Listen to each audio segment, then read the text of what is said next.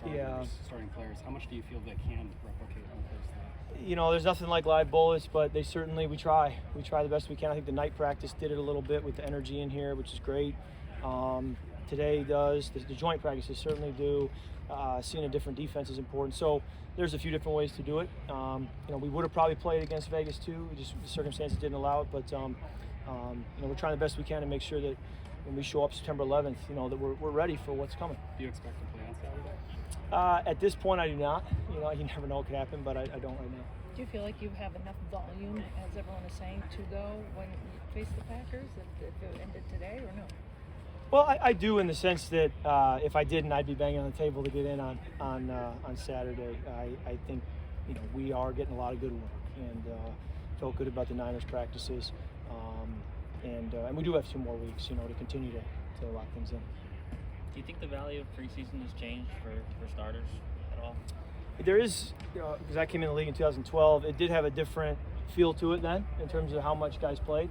Every place is different. It would seem there's a bit of a trend in the league to maybe playing a little less. There's also an uptick in joint practices. And I didn't have my first joint practice until my 3rd year in the league, and it's become almost an annual thing later in my career. So that's kind of been on the rise, and then maybe playing the preseason has been on the decline.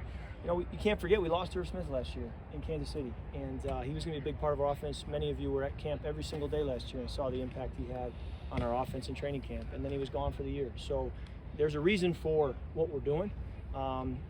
There's drawbacks to it too, but you have to make the best decision you can and go with it, and no excuses. Be ready to go September 11th. Kurt, backup quarterbacks obviously help you out a lot, and so when you get a guy like Nick that's kind of being thrown into the situation and learning on the fly, it's a difficult position. B, as a starting quarterback, are you looking for someone who's been around you a little bit longer, or what is a preference, if you could say?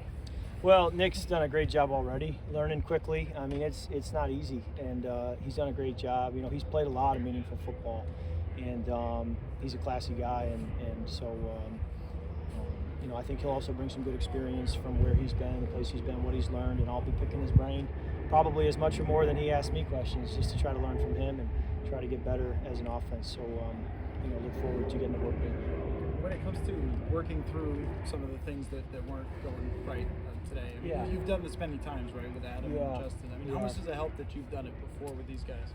It helps. There's a rapport there, certainly. You just go back, you watch the film, you talk about, maybe why you did what you did, how to maybe, retrain that habit and make a better decision, and how you can see things better and be a step ahead. And so the silver lining is, hey, a couple mistakes made here, a lot better than making them down the road. But, I got a sour taste in my mouth right now off the way practice went, but we did make some plays early, can't forget that. And, State Fair started today, so I got to remind myself of that. And my boys are going to want to be going to that, so looking forward to doing that in a few days.